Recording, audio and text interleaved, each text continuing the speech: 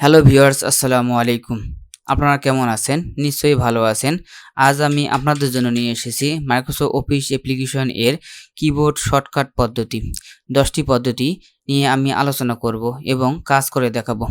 আমার চ্যানেল নতুন ভিউয়ার্স হয়ে থাকলে চ্যানেলটি সাবস্ক্রাইব করে বেল আইকনে ক্লিক করে রাখবেন। এখানে আমি আপনাদের ফ্রিতে কম্পিউটার শিখাচ্ছি। যারা ফ্রিতে কম্পিউটার শিখতে ইচ্ছুক চ্যানেলটা সাবস্ক্রাইব করে বেল আইকনে ক্লিক করে রাখবেন।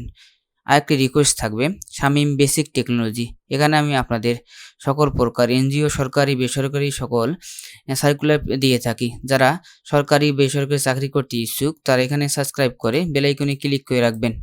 চলেন মূল ভিডিওতে চলে যাই। প্রথমে আমি আপনাদের দেখাবো কন্ট্রোল এস এর কাজ কি। কন্ট্রোল এস এর কাজ কীভাবে করতে হবে। আমি একটা নতুন ডকুমেন্টস নিলাম, নেওয়ার পরে এই ডকুমেন্টসটা আসে, তারপর আমি কন্ট্রোল এসটা চাপবো। কন্ট্রোল এস চাপলে অটোমেটিক এই সেভ অপশন, সেভ অ্যাজ বা সেভ অপশন চলে আসবে। এই সেভ অ্যাজকে আপনি এখান থেকে আপনার নাম, ফাইল নেম দিতে পারবেন অথবা আপনার ওই অবস্থায় সেভ করতে পারেন। এটা হলো কন্ট্রোল এস এর কাজ, ফাইলটি সেভ বা সংরক্ষণ করা। তারপরে হলো কন্ট্রোল এ মানে হলো কন্ট্রোল এ মানে অল সিলেক্ট। আপনার যে লেখাটা আছে, এই যে লেখাটা আছে কিন্তু সিলেক্ট নাই, এইটা ওই লেখাটা অল সিলেক্ট করব কিভাবে। কন্ট্রোল এ মারলে অটোমেটিক অল সিলেক্ট হয়ে যাবে। এটি হচ্ছে অল সিলেক্টের কাজ। আরেকটি কাজ হলো কন্ট্রোল পি মানে প্রিন্ট করা। কন্ট্রোল পি প্রিন্ট করা মানে যে ফাইলটা আপনি কাজ করেছেন এই ফাইলটা কীভাবে আমরা প্রিন্ট করব। কন্ট্রোল পি যদি চাপি কিবোর্ডে কন্ট্রোল পি চালা অটোমেটিক আমার কন্ট্রোল পি অপশনটা চলে আসবে, মানে এখানে প্রিন্টের অপশনটা চলে আসবে। এখান থেকে আপনি প্রিন্টার নেম দিবেন, তারপরে হলো এখান থেকে প্রোভাইডে যাবেন, তারপরে এখানে কোন পেজ দিয়ে দেবেন, তারপরে এখানে ধরে দিবেন A4 না A6 সাইজ দিবেন, তারপরে এখান থেকে পেজ নাম্বার বা কতটা পেজ দিবেন, অটোমেটিক এখানে কন্ট্রোল পি হলে আপনার অটোমেটিক চলে আসবে। তারপরে হলো আমি আন্ডু ও রিডুর কাজ শিখাবো একবারে।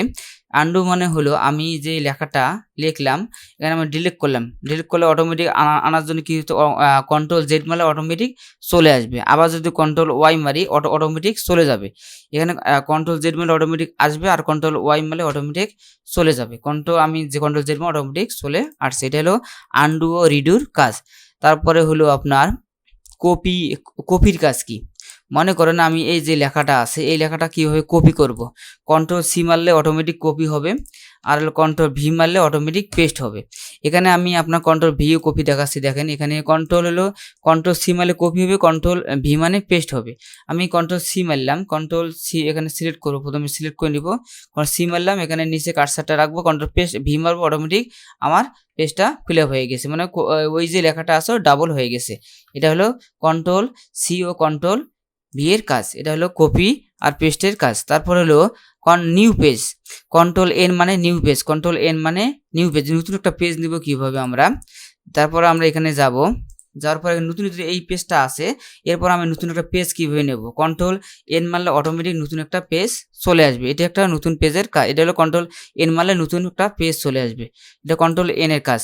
তারপরে হলো আরেকটা কাজ হলো বোল্ড করবে কিভাবে, লেখা বোল্ড করবে। কন্ট্রোল বি মারলে লেখা বোল্ড হয়ে যাবে। এই যে লেখাগুলো আছে স্বাভাবিক নর্মাল লেখাগুলো আছে, কিন্তু আমি এটা সিলেক্ট করে যদি কন্ট্রোল বি মারলে অটোমেটিক লেখাটা বোল্ড হবে। দেখেন লেখাটা আগে যে লেখা আছে তার চেয়ে বেশি একটু কালারফুল হয়ে গেছে, লেখাটা বোল্ড হয়ে গেছে। এটা হলো কন্ট্রোল বির কাজ। আরেকটা কাজ হলো ইতালি। কন্ট্রোল আই মারলে ইতালি হয়ে যাবে। আমি লেখাটা সোজা আছে সিলেক্ট করলাম, কন্ট্রোল আই মারলে অটোমেটিক ইতালি মানে একটু বাঁকানো হয়ে যাবে। এটা হলো কন্ট্রোল আইয়ের কাজ। আরেকটা কাজ হলো আপনার এখান থেকে কন্ট্রোল ইতালি হলো, তারপর হলো কন্ট্রোল ইউ মানে হলো আন্ডারলাইন কীভাবে করবো। এই যে লেখাটা আছে লেখাটা আন্ডারলাইন কীভাবে করবো, কন্ট্রোল ইউ মারলে অটোমেটিক আন্ডারলাইন হয়ে যাবে। এই ছিল 10টি শর্টকাট পদ্ধতিতে আপনারা কিবোর্ড কীভাবে কাজ করবেন।